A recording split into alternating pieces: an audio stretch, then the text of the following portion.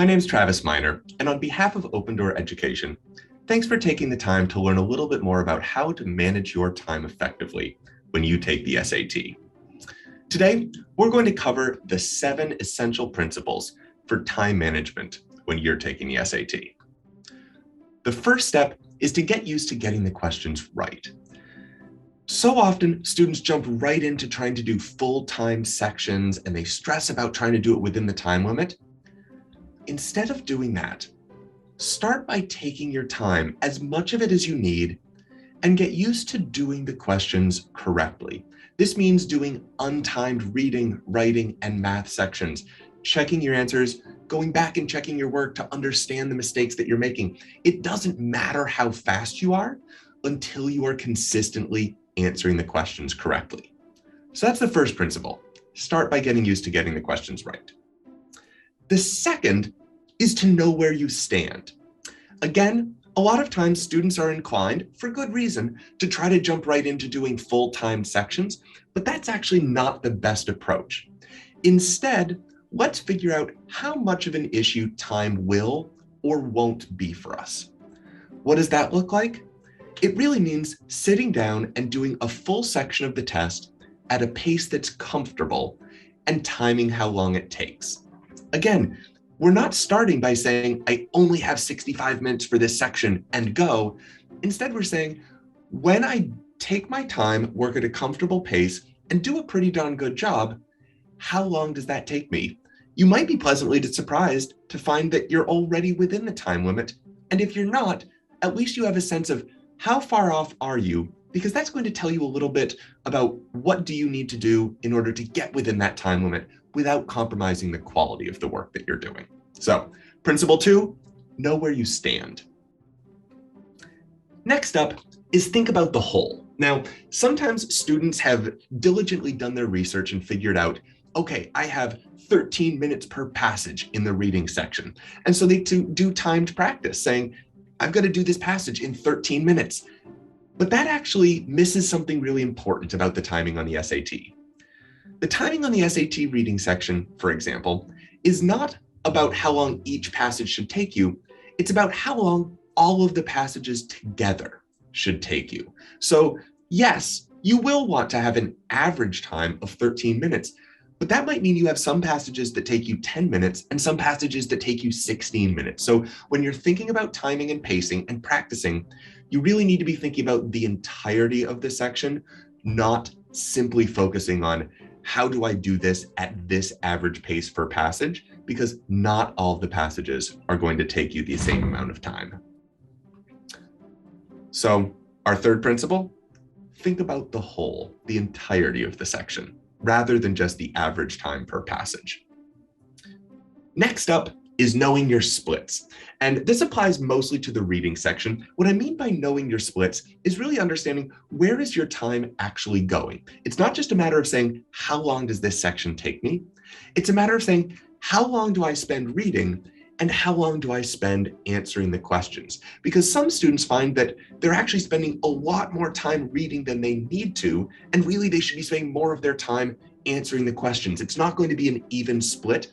I tend to find that a ratio of 1 to 3 for time spent reading to time spent answering the questions, that tends to work well for a lot of students, but you'll find the pattern that works best for you. The important thing here is it's not just a matter of saying, how long does this passage take me in total, but really digging deeper and saying, how long does it take me to read? And then how long does it take me to answer the questions? In the other sections, you're probably thinking more about in writing, how long does one of these passages typically take me?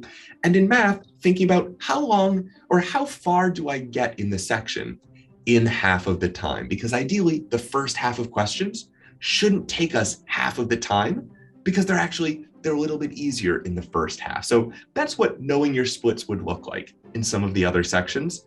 So that principle, know your splits when you're thinking about timing on the SAT. Next up, and this is a really important one, manage the clock so that it doesn't manage you.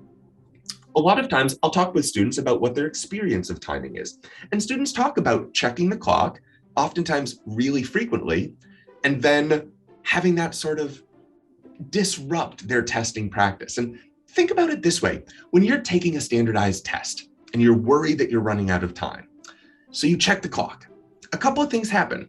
The first is that you are stepping out of the work that you're doing to process the information. You might even be doing a little bit of light math. If I started at this time and now it's this time, how much time do I have left? So that's already some work that's taking away from our real job, which is answering questions correctly.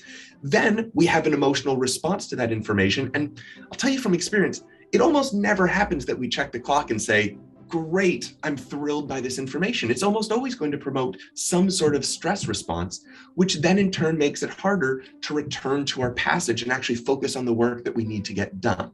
So how do we deal with this? Because we do need to know how much time we have left, but we don't want it to take over our testing process or disrupt our ability to get the work done.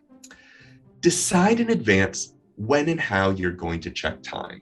I recommend in the reading section doing it between passages. And then when you get to the last passage, maybe you check the time once after you read the passage before you go to the questions. In the writing, we're probably checking it in between each of the passages.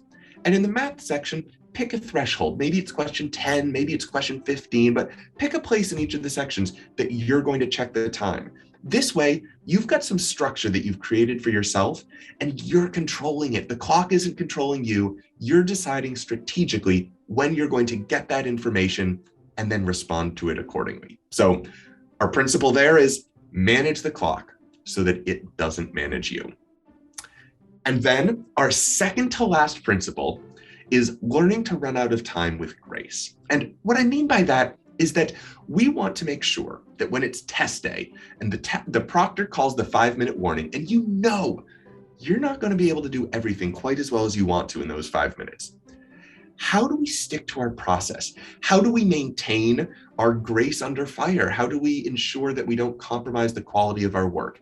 And the biggest piece to that is, one, having a plan of what we will do if we're running out of time. If you get to that last reading passage and you're low on time, you might go right to the questions and do the questions that deal with line citations.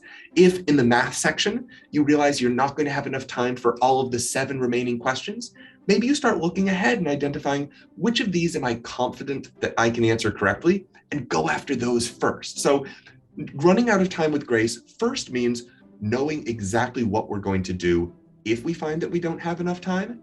And then on top of that, it means that we are familiar with that experience. So you might try doing a passage without enough time or picking a set of math questions and giving yourself less than a reasonable amount of time so that you can practice sticking to your process, sticking to your strategy, even when you know that you're going to run out of time. That's the biggest piece. You don't want the first time you use your out of time strategy to be on the official test. So running out of time with grace is the strategy, and practice is really the best way to ensure we can implement it effectively. Our last tip here, and this is one that I wouldn't necessarily recommend for everyone, but if you get to a place where you say, I feel pretty comfortable with the timing in all of these sections of the SAT, try restricting the time a little bit further. Try doing the reading section in 63 minutes instead of 65 minutes. Try doing that first math section in 23 minutes instead of 25 minutes. Because if you can do this, a couple of great things happen. One, we build ourselves a little bit of cushion so that on test day, you already know, I can do this in 23 minutes. So if I make a mistake or two, I've got a little bit of a safety net.